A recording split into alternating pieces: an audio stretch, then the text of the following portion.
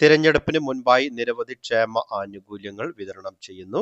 ക്ഷേമ പെൻഷൻ അടക്കം 14,400 രൂപയോളം ഗുണഭോക്താക്കളുടെ അക്കൗണ്ടുകളിലേക്ക് വിതരണം ചെയ്യാനാണ് ഒരുങ്ങുന്നത്. അപ്പോൾ ഇതുമായി ബന്ധപ്പെട്ടുള്ള കൂടുതൽ വിശദ വിവരങ്ങളാണ് ഈ ഒരു വീഡിയോയിലൂടെ പങ്കുവെക്കുന്നത്. നിരവധി ആനുകൂല്യങ്ങൾ പ്രഖ്യാപിച്ചിട്ടുണ്ട്. ഈ ഒരു വീഡിയോ അവസാനം വരെ കാണുക. മറ്റുള്ളവരിലേക്കും ഈ ഇൻഫർമേഷൻ ഷെയർ ചെയ്തെത്തിക്കുവാനും നിങ്ങൾ മറക്കരുത്. സർക്കാർ അറിയിപ്പുകൾ യഥാസമയം ലഭിക്കുന്നതിന് വേണ്ടി വാട്സപ്പ് ഗ്രൂപ്പിലും ജോയിൻ ചെയ്യുക. അപ്പോൾ നമുക്ക് വിശദമായിട്ടുള്ള അറിയിപ്പുകൾ എന്തൊക്കെയാണെന്ന് നോക്കാം. എല്ലാ ക്ഷേമ ആനുകൂല്യങ്ങളും ഇലക്ഷന് മുൻപ് കൊടുത്തു തീർക്കും എന്നാണ് സർക്കാർ വൃത്തങ്ങൾ സൂചിപ്പിക്കുന്നത്. കുടിശ്ശിക നൽകാതിരുന്നാൽ അത് തിരഞ്ഞെടുപ്പിൽ വലിയ തിരിച്ചടി നേരിടും എന്നുള്ള ഒരു വിലയിരുത്തലിന്റെ കൂടി അടിസ്ഥാനത്തിലാണ് കൂടിയാലോചനകൾ നടക്കുന്നത്. മുഴുവൻ തുകയും നൽകാൻ പണം എങ്ങനെ കണ്ടെത്തും എന്നുള്ളതാണ് സർക്കാരിനെ കുഴക്കുന്നത്. ഏറ്റവും കൂടുതൽ കുടിശ്ശികയുള്ള ഒരു ക്ഷേമ ആനുകൂല്യം എന്ന് പറയുന്നത് കെട്ടിട നിർമ്മാണ തൊഴിലാളികളുടെ പെൻഷനാണ്. അതായത് കെട്ടിട നിർമ്മാണ തൊഴിലാളി പെൻഷൻ 2 മാസത്തെ നൽകും എന്ന് കഴിഞ്ഞ മാസങ്ങളിൽ അറിയിച്ചിരുന്നെങ്കിലും 1 മാസത്തെ തുക മാത്രമാണ് നൽകിയത്. 18 മാസത്തെ കുടിശ്ശികയുള്ളതിൽ പകുതിയെങ്കിലും തിരഞ്ഞെടുപ്പിന് മുൻപ് നൽകും എന്നാണ് ഉദ്യോഗസ്ഥർ നൽകുന്ന സൂചന. അങ്ങനെയെങ്കിൽ 9 മാസത്തെ തുകയായ 14,400 രൂപ ലഭിക്കും എന്നാണ് പ്രതീക്ഷിക്കുന്നത്. ഈ ഒരു തുക ലഭിച്ചാൽ തന്നെ ഏറെ ആശ്വാസകരം എന്ന് തന്നെ പറയാവുന്നതാണ്. മറ്റൊരു ക്ഷേമ ആനുകൂല്യമുള്ളത് സാമൂഹ്യ സുരക്ഷാ ക്ഷേമ പെൻഷനാണ്. മാർച്ച് മാസത്തെ തുക വിതരണം 25-ന് ശേഷമായിരിക്കും ആരംഭിക്കുക. എന്നാൽ ഏപ്രിൽ 9-ന് തിരഞ്ഞെടുപ്പ് നടക്കുന്ന സാഹചര്യത്തിൽ ഏപ്രിൽ മാസത്തെ തുകയും ചേർത്ത് അത് നേരത്തെ വിതരണം ഉണ്ടാകും എന്നാണ് പ്രതീക്ഷിക്കുന്നത്. അങ്ങനെയെങ്കിൽ 3,200 രൂപ ഈ ഒരു മാർച്ച് ഏപ്രിൽ മാസങ്ങളിലെ തുക ഒന്നിച്ച് ലഭിക്കുവാനുള്ള സാധ്യതയുമുണ്ട്.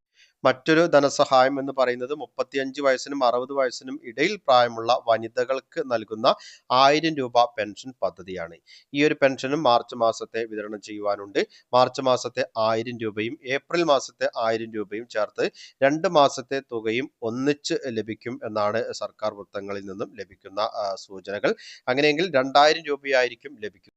തിരഞ്ഞെടുപ്പ് പെരുമാറ്റ ചട്ട സാഹചര്യങ്ങളിൽ പുതിയ പ്രഖ്യാപനങ്ങൾ ഉണ്ടാവുകയില്ല.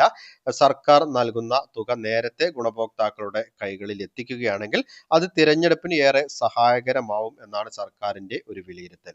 വലിയ കുടിശ്ശികയുള്ള കെട്ടിട നിർമ്മാണ തൊഴിലാളികളുടെ പെൻഷൻ നൽകുന്ന കാര്യത്തിലായിരിക്കും സർക്കാരിന് ഏറെ പ്രതിസന്ധി സൃഷ്ടിക്കുക. കാരണം വലിയ ഒരു തുക തന്നെ ഈ ഒരു വിഭാഗം ആളുകൾക്ക് നൽകാനുണ്ട്. ഈ ഒരു ക്ഷേമ പെൻഷൻ ആനുകൂല്യം, അതായത് ക്ഷേമനിധി പെൻഷൻ ആനുകൂല്യം എന്ന് പറയുന്നത് ഓരോ മാസവും ഒരു നിശ്ചിത തുക അംശാദായം അടച്ചാണ് ക്ഷേമനിധിയിൽ അംഗങ്ങളാവുന്നത്. അങ്ങനെയുള്ള ആളുകളുടെ ക്ഷേമനിധി പെൻഷൻ നൽകാതെ കുടിശ്ശികയാക്കുന്നത് ഒരിക്കലും നീതീകരിക്കാവുന്നതല്ല. ജനങ്ങൾ ഏറെ പ്രതിഷേധത്തിലുമാണ് എന്നുള്ളൊരു കാര്യം പ്രത്യേകമായി തന്നെ എടുത്തു പറയേണ്ടതുണ്ട്.